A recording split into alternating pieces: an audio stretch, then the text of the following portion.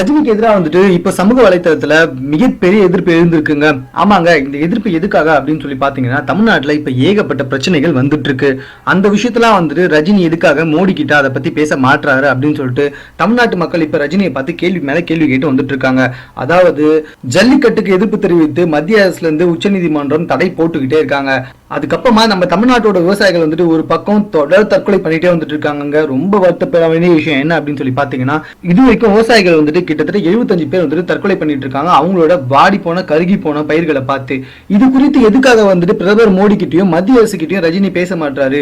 ஏன்னா ரஜினிக்கு வந்துட்டு பிரதமர் மோடி மிக நெருங்கிய நண்பர். அது மட்டும் இல்ல, ரஜினியோட வார்த்தைக்கு மத்திய அரசு கிட்ட கொஞ்சம் மரியாதையும் இருக்கு. அதனால ரஜினி இந்த விஷயத்தை பத்தி பேசினா கண்டிப்பா இதுக்கான தீர்வுகள் கிடைக்கும். அப்படி இருந்தும் ரஜினி எதுக்காக இதை பத்தி கண்டுக்கவே மாட்டாரு?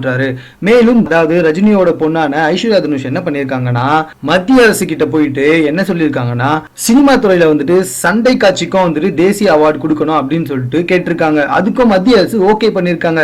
சினிமா துறையில சண்டை காட்சிக்கு தேசிய அவார்டு கேட்க போனவங்களுக்கு தமிழ்நாட்டுல ஜல்லிக்கட்டு நடத்துறதுக்கு பர்மிஷன் கேட்டா என்ன தப்பு அப்படின்னு சொல்லிட்டு இப்போ ரஜினியோட ஃபேமிலிக்கு ஆப்போசிட்டா தமிழ்நாட்டோட பல பேர் வந்துட்டு கருத்து தெரிவிச்சு வந்துட்டு இருக்காங்க. இதுவரைக்கும் ரஜினி வந்துட்டு ஜல்லிக்கட்டு நடத்துறதுக்கு ஆதரவாக ஒரு வார்த்தை கூட சொல்லல.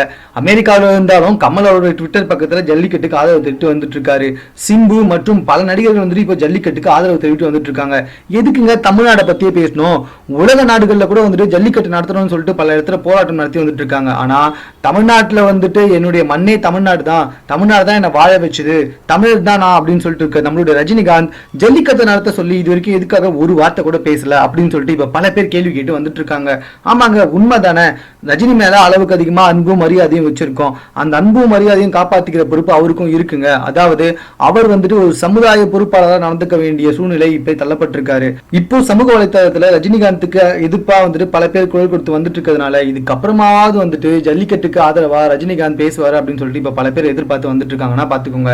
மேலும் இது போன்ற சினிமா தொடர்பான செய்திகளை உடனுக்குடன் தெரிந்து கொள்வதற்கு எங்களோட சேனலை சப்ஸ்கிரைப் பண்ணுங்க. இந்த வீடியோ பிடிச்சதா லைக் பண்ணுங்க. உங்களுடைய கமெண்ட்ஸ் இது வந்தாலும் ஓகே எங்களுக்கு போஸ்ட் பண்ணுங்க. தேங்க்யூ.